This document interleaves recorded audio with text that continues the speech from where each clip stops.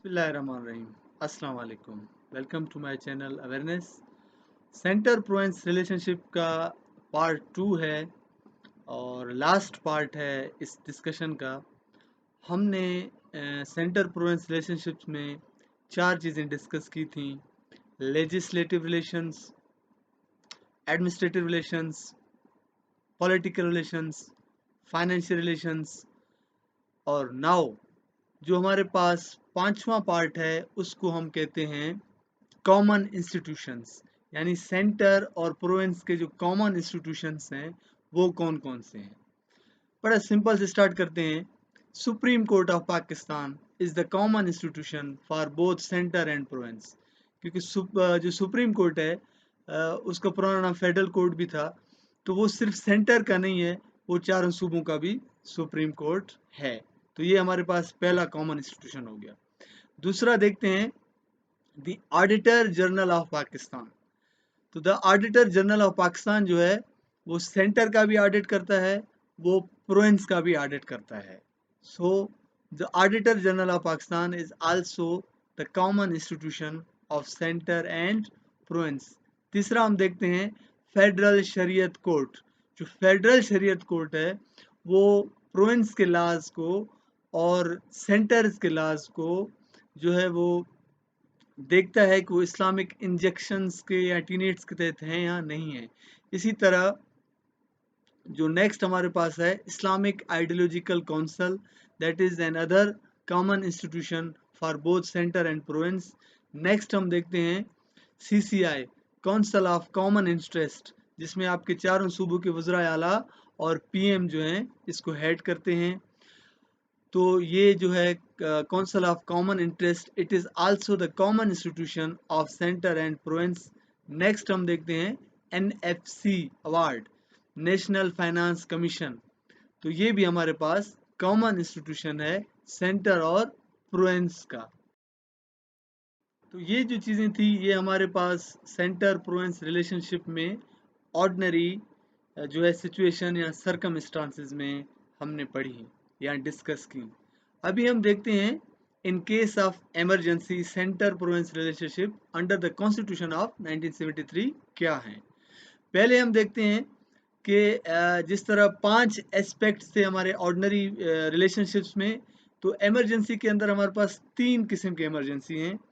पहली इमरजेंसी को हम कहते हैं emergency in case of war, external aggression, internal disturbance. Number 2 हमारे पास है emergency on the failure of ministerial या गवर्नमेंट या यूनिट्स मशीनरी। थर्ड हमारे पास है फाइनेंशियल इमरजेंसी। तो सबसे पहले हम डिस्कस करते हैं emergency in case of war, external aggression या internal disturbance. President can impose emergency in the province in case of war, external aggression or internal disturbance। लेकिन अकॉर्डिंग टू 18th अमेंडमेंट जो internal disturbance है, अगर उसके लिए emergency लगाना है तो फिर उस सूबे से आपके असेंबली से बिल मंजूर कराना होगा।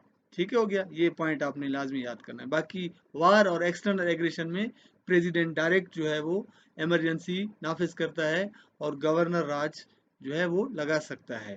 इसका प्रोसीजर क्या है कि with in the 30 days it is mandatory that this emergency can be validated from national assembly and senate. यानी कि अगर ये इमरजेंसी या गवर्नर राज किसी सूबे में लगाया गया है in the case of war, external aggression and internal disturbance, तो 30 दिन के अंदर उस सेंटर से यानी नेशनल असेंबली और सेनेट से उसका अप्रूवल लेना ज़रूरी है। इसकी ड्यूरेशन कोई ड्यूरेशन नहीं है, no limit.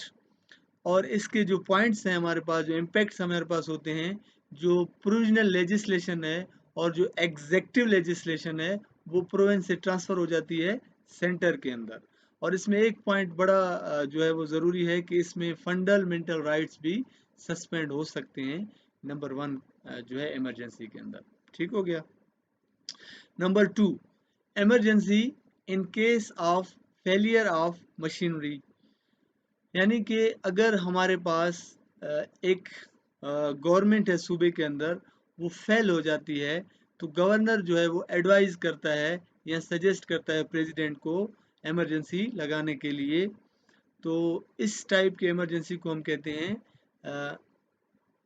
Emergency in case of machinery failure या फेलियर ऑफ मशीनरी। इसकी ड्यूरेशन 6 मंथ होती है और इसके लिए भी दोनों पार्लियामेंट के अपर हाउस सेनेट और लोअर हाउस नेशनल असेंबली से जो है वो असेंट लेना या बिल जो है उसको रेजोल्यूशन पास कराना ज़रूरी है। और इसके इम्पैक्ट्स क्या हैं? सेम इम्पैक्ट्स हैं कि आपके जो एग्जेक्टिव और लेजिस्लेटिव पावर्स हैं वो सेंटर को शिफ्ट हो जाते हैं और इसमें फंडामेंटल राइट्स जो हैं वो सस्पेंड नहीं होते हैं। और थर्ड और लास्ट जो इमरजेंसी है जिसको हम फाइनेंशियल इमरजेंसी कहते हैं, तो फाइनेंशियल इमरजेंसी जो है वो उस टाइम लगाई जाती है कि जब सूबे के माशी हालात जो हैं वो बहुत ज़्यादा डिस्टर्ब हों, और इसकी ड्यूरेशन भी 6 मंथ है। इसके लिए भी फाइनेंशियल इमरजेंसी के लिए भी पार्लियामेंट के दोनों हाउसेस से अप्रूवल लेना मस्ट है। इसमें भी आपके जो एग्जेक्टिव और लेजिस्लेटिव पावर्स हैं वो सेंटर को शिफ्ट हो जाते हैं, गवर्नर राज राफिज हो जाता है, और इसमें जो है वो president can deduct the salaries of government employ as well. तो ये हमारे पास 3 किस्म की इमरजेंसीज थी।